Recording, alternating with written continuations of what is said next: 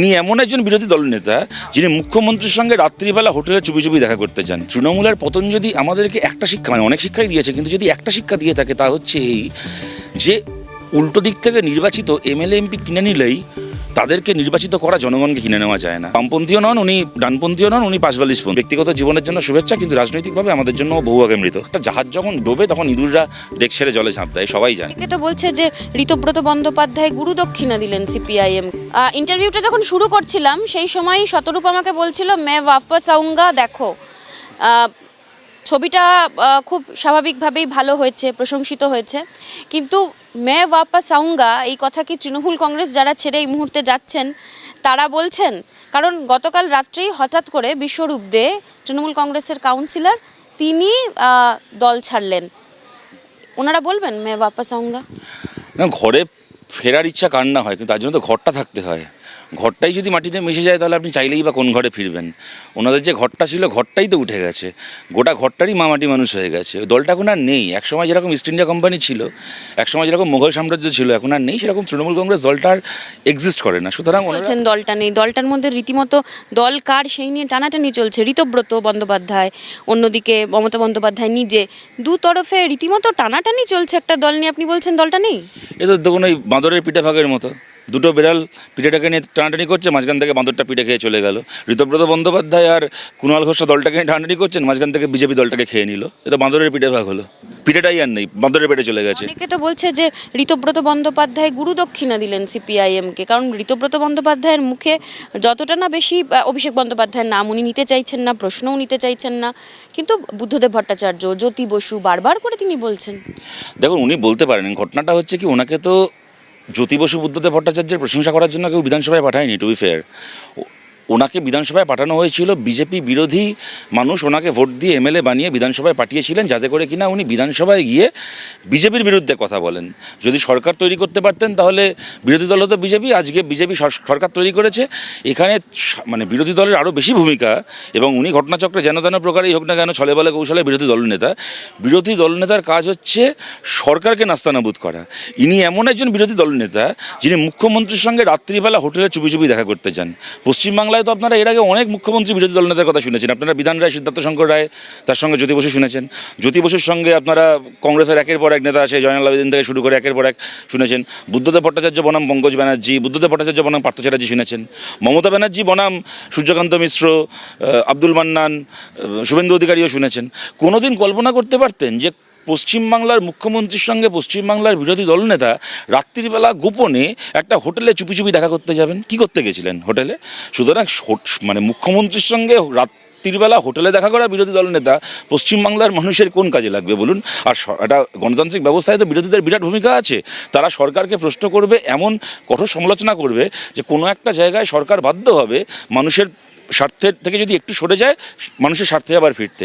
এমন একটা বিরোধী দলেরা, আমি খালি ঋতব্রত ব্যানার্জি বলবো না, কি ঋতব্রত ব্যানার্জি কি কুণাল ঘোষ বলতে যখন উঠছে, বলছে যে সব ঠিক আছে, কিন্তু আমার দলেরই ওই ওই ওই এমএলএ কিন্তু খারাপ, ওদের বিরুদ্ধে আপনাকে ব্যবস্থা নিতে হবে। আবার যখন এই ঋতব্রত ব্যানার্জিটা বলতে উঠছে, বলছে সব ঠিক আছে কিন্তু আমার দলের ওরা ওরা ওরা ওরা খারাপ, তাদের বিরুদ্ধে ব্যবস্থা নিতে হবে।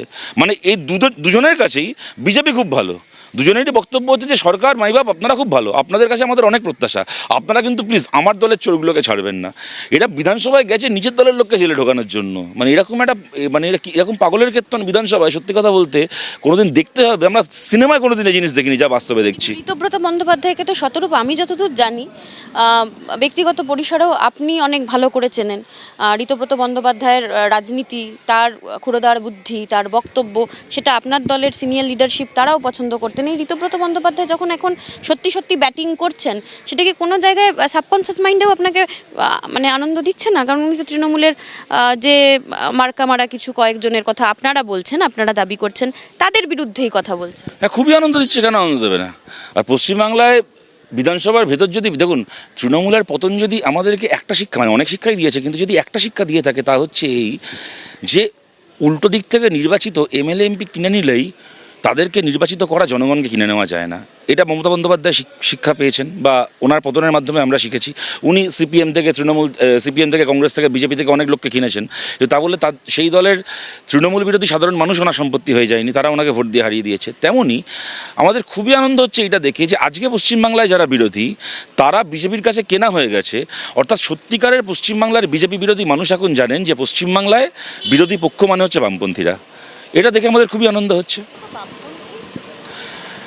দেখুন, বামপন্থী উনি ছিলেন কিনা আমি জানি না, তবে আমার বিনয় কঙ্গরের একটা কথা মনে পড়ে।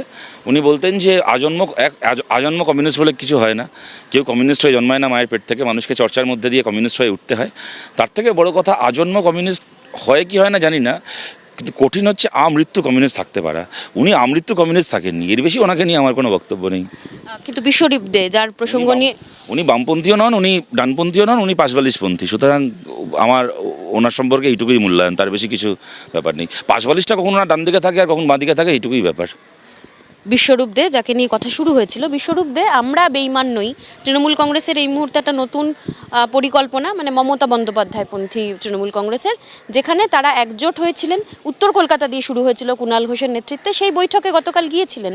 তারপরে কয়েক ঘন্টার মধ্যে সংবাদ মাধ্যমের কাছে তিনি এই ভিডিও পাঠিয়েছেন যে তারাতলার ঘটনার পরিপ্রেক্ষিতে যা যা হয়েছে, তিনি আর তৃণমূলে নেই, তিনি কষ্ট পেয়েছেন, তিনি ভুল করেছেন এবং ভুলের প্রায়শ্চিত্ত করছেন।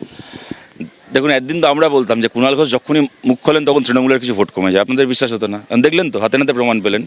একটা লোক গেল মমতাপন্থী হয়ে, কুণাল ঘোষ তাকে এমন ভাষণ শোনালো, কুণাল ঘোষ মমতা ব্যানার্জির এমন প্রশংসা শুনলো যে কুণাল ঘোষের মমতা ব্যানার্জির প্রশংসা শুনে একটা লোক মমতা বিরোধী হয়ে গেল। সুতরাং হাতে নাতে প্রমাণ পেলেন।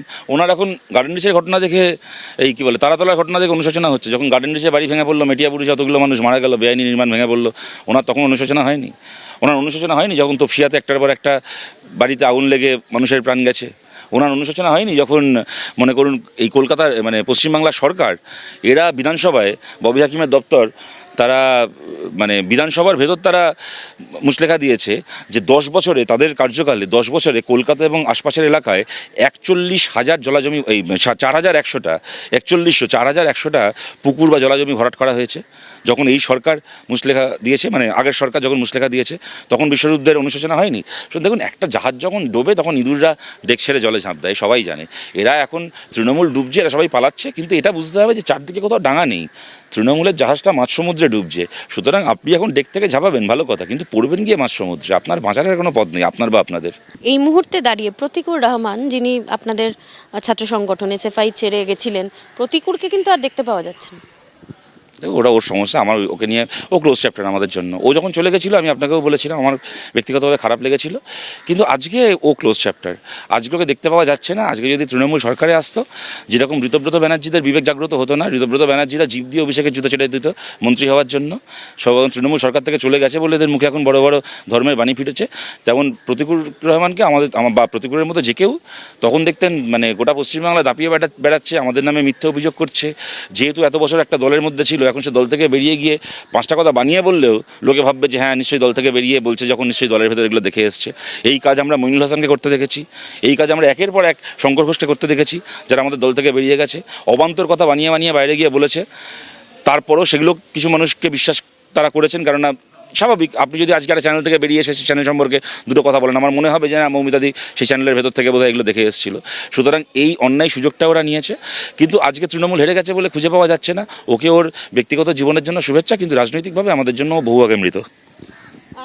এই মুহূর্তে রাজ্য রাজনীতিতে তো বিভিন্ন রকম খেলা, বিভিন্ন রকম বদল, বিভিন্ন রকমের পাল্টি, রং পরিবর্তন সবই চলছে, কিন্তু তার মাঝে যে টুইস্ট, তার মাঝে যে বক্তব্য, সেই বক্তব্যে বামপন্থীরা অন্তত বলছেন, শতরূপরা বলছেন, তারা তাদের মতাদর্শের সঙ্গে টিকে রয়েছেন।